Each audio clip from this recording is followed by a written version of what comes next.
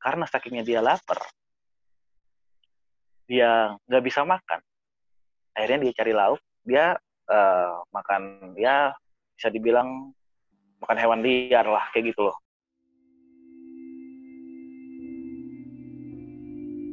Halo sahabat TV, ketemu lagi dengan saya Novan. Di Semanggal Kisah kali ini kita kedatangan tamu dari Bali. Jadi beliau ini adalah salah satu yang terdampak pandemi, tapi ada cerita lain di balik itu. Walaupun beliau dan teman-teman terdampak pandemi, beliau juga membuat satu gerakan untuk membantu orang-orang yang lebih kurang beruntung daripada mereka. Oke, langsung aja. Halo Mas Imran. Halo. Mas Imran, boleh nggak diperkenalkan? Tadi udah sedikit aku kenalin, sekarang boleh diperkenalkan lebih lengkap nggak? Iya. Halo, nama saya Imran.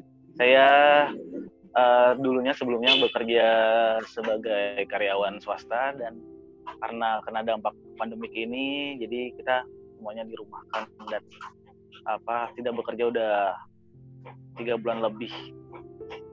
3 bulan lebih ya berarti, oke. Iya. Sorry Mas Imran, pekerjaannya ini di bidang apa ya? Berkaitan dengan pariwisata atau gimana? Iya. Kita berkaitan sih dari pariwisata, karena di Bali kan semuanya nyambung gitu. Saya bergerak di agensi kreatif. Oh, oke. Jadi saya juga pernah tinggal di Bali dan mendapat kabar dari teman-teman di sana, Bali itu benar-benar mati karena emang Bali itu sebagian besar bergantung pada ekonominya, bergantung pada pariwisata. Nah, iya betul. Sebenarnya gimana sih Mas keadaan Bali sekarang? Atau selama pandemi ini dulu deh? Oke. Selama pandemik ini Bali kalau saya lihat sih ya masih aman lah kalau bisa dibilang dari kota-kota lain ya gitu ya. Tapi sekarang dari Denpasar sendiri, pemerintah kotanya menerapkan ada sistem PKM. Jadi PKM itu pembatasan kegiatan masyarakat. Jadi kita semua itu kalau keluar harus pakai masker. Jadi beberapa jalan-jalan utama kayak Jalan Imam Bonjol, jalan perbatasan masuk ke Denpasar, itu semua ada pengecekan. Jadi pengecekan kayak surat-surat yang harus pakai masker juga gitu. Terus ada pengecekan suhu juga gitu untuk masuk ke area Denpasar, karena Denpasar itu adalah kota apa namanya? Kotanya Bali ya. Iya, betul. Oke, kalau daerah wisata gimana Mas keadaannya di sana? Kalau daerah wisatanya kayak daerah Badung, Kuta, Legian Seminyak itu masih sepi sih sekarang. Jadi kalau untuk turis pun masih ya bisa dibilang 5-10%-an lah, nggak begitu banyak. Kalau kita jalan-jalan keluar naik motor jarang sih bisa ketemu bule kayak seperti biasanya. Emang Bali pariwisatanya mati karena emang akses masuk ke Bali kayak bandara, pelabuhan gitu ditutup kan ya? Kalau ditutup sih enggak. Jadi masih buka seperti biasa, tapi cuman ada hal-hal yang jika kalau kita mau masuk ke Pulau Bali atau dari airport atau pelabuhan harus membawa dokumen-dokumen. Oke, berarti begitu. Nggak bisa cuma berwisata gitu ya, harus ada urgensi atau keperluan yang emang mendadak gitu ya. Kalau cuma berwisata tuh pasti dilarang ya, udahan ya? Udah enggak. Pantai pun masih tutup semua. Ada beberapa sih masih udah buka sekarang, tapi selebihnya tutup. Oke, jadi emang hotel-hotel di sana juga jadi tutup ya Mas ya? Iya, hotel masih banyak tutup sih sekarang. Oke. Karena nggak ada yang nginep, nggak ada turis tuh. Dan kalau pariwisata mati, pasti sektor lain juga ikut terdampak ya. Dan juga Mas Imran ya. tadi. Betul, semuanya efek domino sih kalau untuk di Bali, karena pariwisata kan nggak ada turis, nggak ada hotel-hotel pun tutup, dampaknya yang lain-lainnya juga gitu. Iya, jadi tempat bekerja Mas Imran pun juga terdampak ya karena emang berhubungan dengan pariwisata kliennya kan. Iya. betul. Tadi udah disebutkan udah 3 bulan nih Mas dirumahkan. Nah selama 3 bulan ini Mas Imran melakukan apa untuk? Jadi selama 3 bulan ini ya awalnya kan saya emang sebagai relawan kegiatan sosial. Jadi saya mengisi waktu dengan kegiatan-kegiatan sosial seperti mengikuti beberapa komunitas gitu loh, komunitas sosial. Jadi yang saya sama teman-teman buat dalam masa pandemik ini kita buat namanya tim anti lapar. Oke.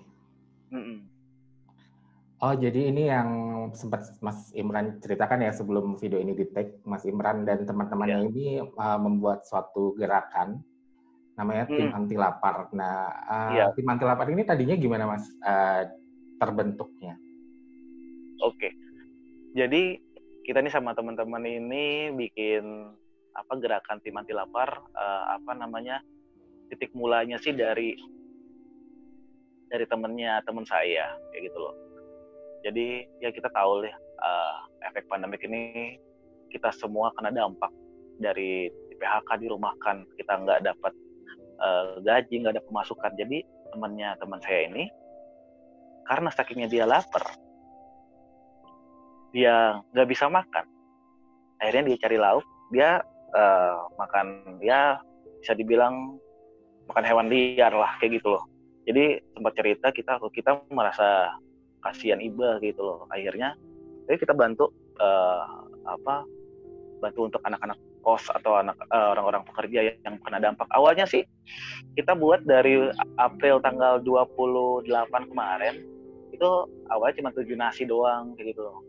7 nasi kita bagi-bagi untuk orang yang kena dampak ke kos-kos gitu. Akhirnya karena responnya bagus gitu, banyak yang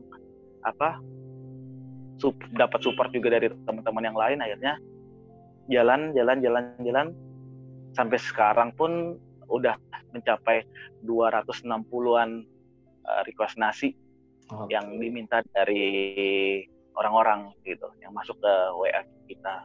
Oke.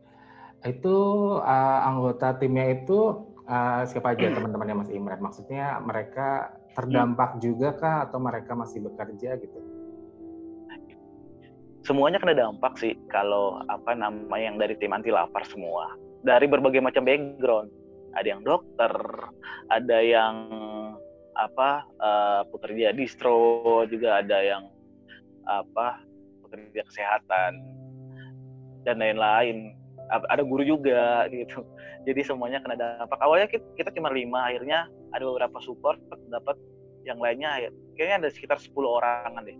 Oke. Dari tim kita. Jadi sekarang ada 10 orang dan ke 10 orang ini sebenarnya juga terkena dampak, tapi justru bergabung bersatu untuk membantu orang-orang yang lebih kurang beruntung ya.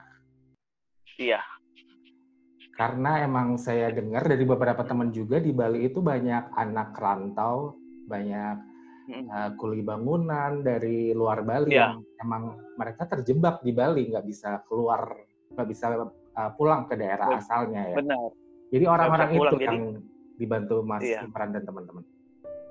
Iya, jadi ya mereka yang nggak bisa pulang ke kotanya, kan kalau mau pulang kan harus pakai surat dan macam-macam, agak ribet lah gitu. Ya mereka di sini belum ada bantuan, kita bantu dari nasi. Tadi awalnya 7 ya Mas ya? Iya betul, awalnya 7 nasi kita. 7 nasi saja dibagikan ke orang-orang yang dikenal aja gitu ya? Iya, sebenarnya sih dari rekomendasi dari teman. Ini ada tetangga saya yang nggak makan, akhirnya karena responnya bagus, akhirnya informasi ini kita share ke teman-teman, kita broadcast gitu loh. Jadi jika kita buat ini namanya khusus untuk kategori lapar berat. Jadi kalau mereka cuma minta nasi buat makan sehari-hari, kita tolak kayak gitu loh. Jadi kita emang ada screeningnya orang yang lebih memerlukan gitu loh. Yang ada pernah kita jumpai yang belum makan berapa hari gitu. gitu. Nah itu kita kasih ke situ. Oke. Berarti sekarang kan udah lebih banyak nih Mas. Itu Mas Imran dan teman-teman mengumpulkan donatur atau gimana? Kalau donatur iya. Jadi kita fundraising sama teman-teman juga karena kita nggak bisa bergerak sendiri dalam gerakan ini gitu. Kita butuh support dari kawan-kawan semua gitu. Karena nasi sendiri kan kita masak sendiri sih. Paling 50, sisanya kita open. Kalau dari teman-teman mau nitip nasi bungkus kita bagiin juga gitu. Tapi selebihnya separuhnya kita masak sendiri. Oh, jadi emang nasi yang dibagikan ini Mas Imran dan teman-teman masak sendiri, tapi juga kalau ada donatur yang akan Betul. menitipkan untuk menyalurkan bantuan ini juga open gitu ya Mas ya? Ya, kita terima juga gitu. Justru bantuan dari kawan-kawan donatur yang melengkapi pembagian nasi kita gitu. Karena kan yang request kan nggak cuma 50, pasti bertambah. Jadi dari situlah kita dapat supportnya. Berarti sekarang nih udah hari keberapa Mas? Sampai video ini kita recording udah berapa? Iya, hari ini itu masuk hari ke-42 gitu. Jadi kita startingnya tuh dari tanggal 28 April kemarin. Iya, masuk puasa pertama gitu. Oke. Jadi setiap hari membagikan berapa nasi? Kalau tiap hari gini, kita tiap hari kuantitinya beda-beda kuotanya. Dari hari ini aja kita baru masuk dari data yang aku lihat 95 nasi yang request. Jadi mekanismenya kayak gini, orang-orang yang udah tahu nomor WA adminnya tim anti lapar, mereka request, Pak saya butuh nasi 5 gitu. Jadi mereka harus mengisi biodata dulu, tinggal di mana, namanya siapa, pekerjaannya apa gitu. Dari situ kita screening, kita ada interview sedikit, tanya-tanya gimana, kemarin makan apa, sembako masih banyak atau sedikit. Dari situ kita bisa tahu keadaan mereka, kerjanya masih kerja atau enggak. Dari situ kita bisa tahu. Kita ada grade B itu di tengah-tengah, grade A itu yang benar-benar butuh banget bantu. Oke, jadi emang membagikannya dengan mekanisme yang benar gitu ya, biar tepat sasaran betul, gitu. Betul. Jadi kita buat metode ini emang beda dari yang lain. Kalau mungkin ada beberapa komunitas atau teman-teman yang lain ngebaginya mungkin di jalan-jalan untuk nasi kayak gitu kan. Karena kalau di jalan-jalan kan pasti kan akan jadi double. Kita nggak tahu di jalan tuh ada yang ngasih lagi jadi double. Jadi kalau kita yang metodenya kita benar-benar yang udah kita screening, kita kasih yang lebih memerlukannya. Ada nggak sih Mas cerita tentang beberapa penerima yang membuat kita tuh mensyukurin keadaan kita sekarang gitu? Walaupun kita juga susah ya mungkin, kita semua lagi susah, tapi ternyata ada yang lebih susah gitu. Ada nggak Mas cerita itu? Ada, ceritanya ya. Jadi sebenarnya banyak banget sih cerita yang kita lalui selama 42 hari ini dari orang-orang. Ada keluarga mereka satu kos, ya kita bilang kos-kosan di Bali itu gak gede ya. Jadi ada ruang tamu, ada kamar mandi, ada dapur. Karena dalam masa pandemik ini keluarga-keluarganya akhirnya ngumpul jadi satu kamar gitu loh, untuk menghemat biaya. 9 orang, 2 bayi, 7 dewasa. Dia dalam satu kamar. Satu kamar kosan gitu ya? Satu kamar kosan. Oke. Ya jadi ya kita tanya-tanya, akhirnya mereka juga karena dampak di PHK nggak kerja lagi gitu. Akhirnya kita bantu, kita juga kasih sembako gitu, karena menghidupi banyak orang susah ya. Terus juga ada cerita namanya Pak John. Pak John ini dia berasal dari Medan, dia kena dampak udah nggak dikerjakan lagi 4 bulanan ya. Dia itu driver taksi ya, mungkin taksi di jalan lah, dari airport atau kemana ya, orang pariwisata bisa dibilang gitu. Karena dia nggak kerja dan dia nggak ada kendaraan, dia dapat informasinya kita, dia ngambil nasi. Tapi yang bikin kita iba adalah dia jalan kaki jauh banget, mungkin bisa dibilang 10 kiloan ya, karena dia tinggal di daerah, bisa dibilang daerah Pulau Galang. Nah kita warungnya kita, tempat ngambil nasinya itu tuh di Tukar Badung. Itu kalau jalan kaki mungkin bisa 2-3 jaman ya. Bapaknya sampai istirahat lagi, terus lanjut jalan lagi buat ngambil 2 bungkus nasi, makan malam. Dan itu pasti Bapak itu sedang keadaan lapar ya Mas ya? Iya, jalan kita bisa bilang itu. Iya, kalau urusan perut udah nggak bisa ditolerir lagi sih kayak gitu. Iya betul. Benar kan? Iya. Terus apa lagi ya, cerita yang lain ada juga,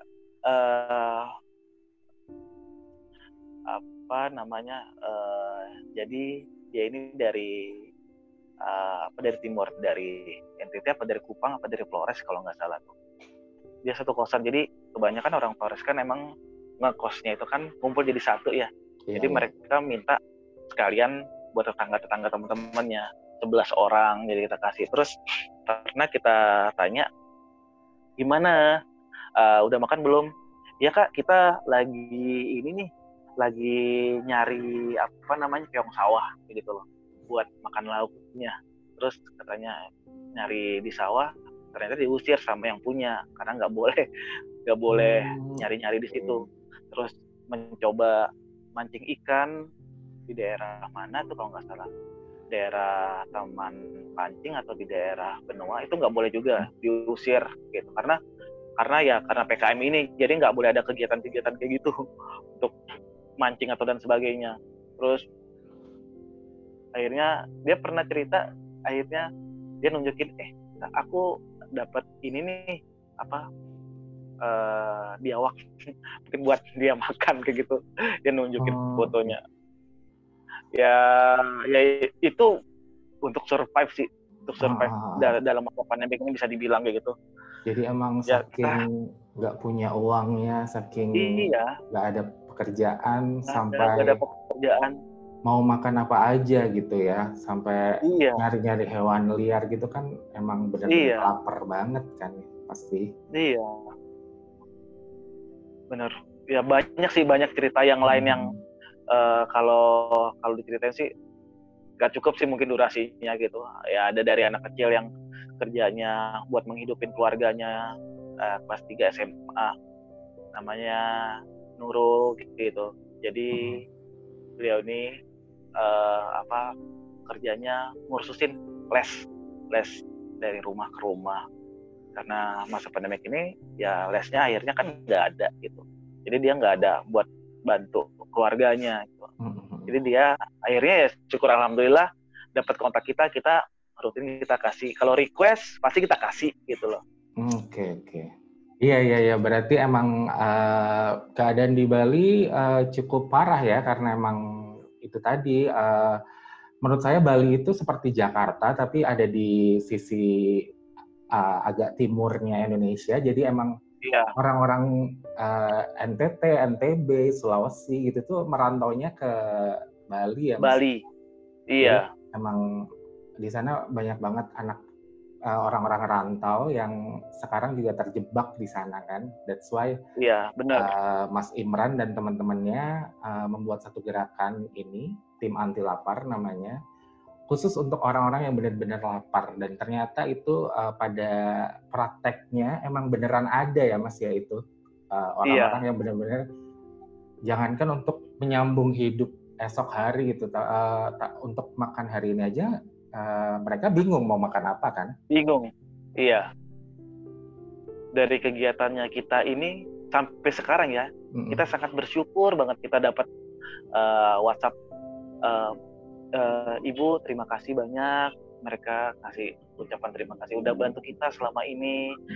Untuk nasinya kita gak usah dikirim ya karena suami saya udah bekerja, alhamdulillah. Oke. Berarti selama berjalannya ini kita udah menyelamatkan hidup orang banyak nih kayak gitu loh. Jadi kita grateful banget sih kayak gitu loh, untuk seneng kayak gitu. Senengnya ya ada tara gitu loh, nggak bisa diungkapin kata-kata karena udah ngebantu nyelamatin satu keluarga bisa bertahan sampai sekarang. Itu seneng.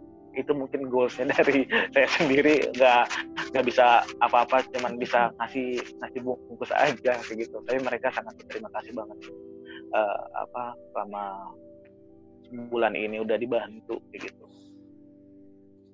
Oke, Mas Imran ada ini nggak sih harapan untuk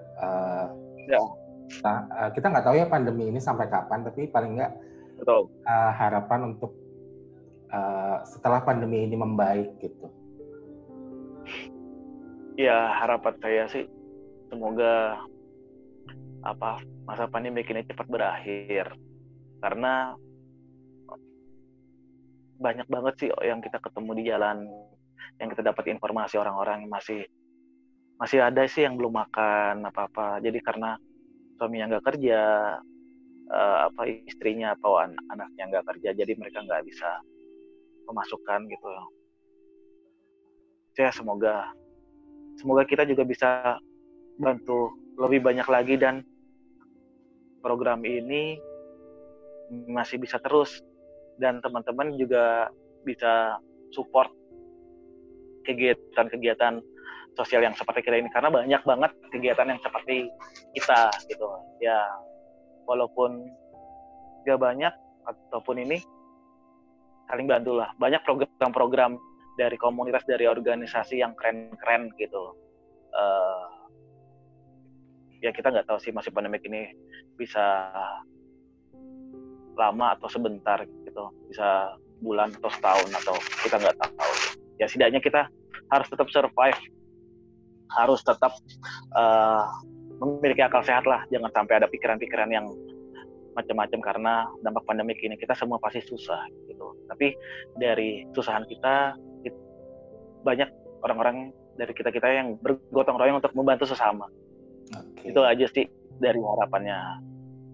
Jadi cerita hari ini sangat menginspirasi karena Mas Imran dan teman-temannya ini juga terdampak pandemi ini secara sosial dan ekonomi. Mereka semua dirumahkan atau sebagian kehilangan pekerjaannya, tapi tetap mempunyai kemauan untuk membantu sesamanya yang lebih susah gitu. Jadi pelajaran buat kita juga, kita harus mensyukuri ya Mas ya yang kita punya sekarang.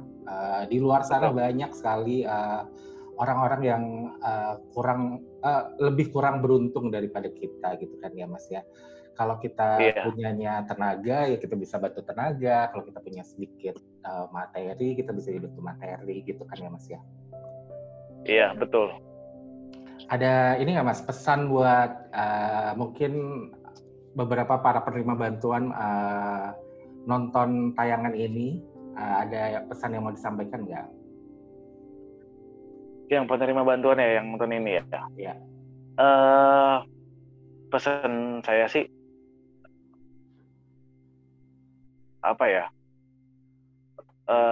ya intinya tetap bersyukur apa yang telah diberikan sama Tuhan sampai saat ini gitu. Jangan lupa tetap berdoa setiap hari, semoga kita semua dalam masa pandemik ini selalu diberikan kesehatan, dan tetap terus bergerak sih, tetap selalu berusaha gitu. Kita jangan selalu mengandalkan orang lain. Apapun yang bisa kamu kerjakan, halal, kerjakanlah itu.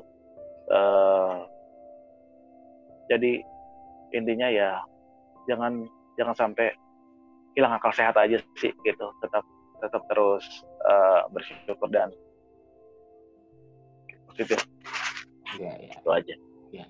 Semoga lagi-lagi semoga pandemi ini segera berakhir, atau biar emang roda perekonomian kembali normal lagi ya Mas ya. Iya betul. Dan saya juga mau mengucapkan terima kasih nih sama Mas Imran dan teman-teman sudah menginspirasi kita semua, udah berbuat yang luar biasa untuk membantu sesamanya. Walaupun emang keadaannya emang mereka juga lagi susah, ini sangat menginspirasi sekali. Terima kasih sekali lagi Mas Imran atas waktunya.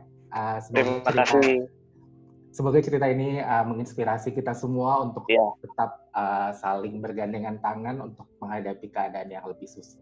Semoga cerita kali ini bisa menginspirasi kita semua untuk tetap saling bergandengan tangan menghadapi kehidupan yang sedang susah ini ya.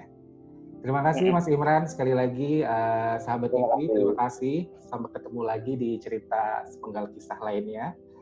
Semoga cerita kali ini menginspirasi. Terima kasih. Terima kasih Mas Novan. Terima kasih sudah menyaksikan video ini. Klik subscribe agar tidak ketinggalan. Hipwi bakal mempersembahkan video-video yang lebih menarik ke depannya.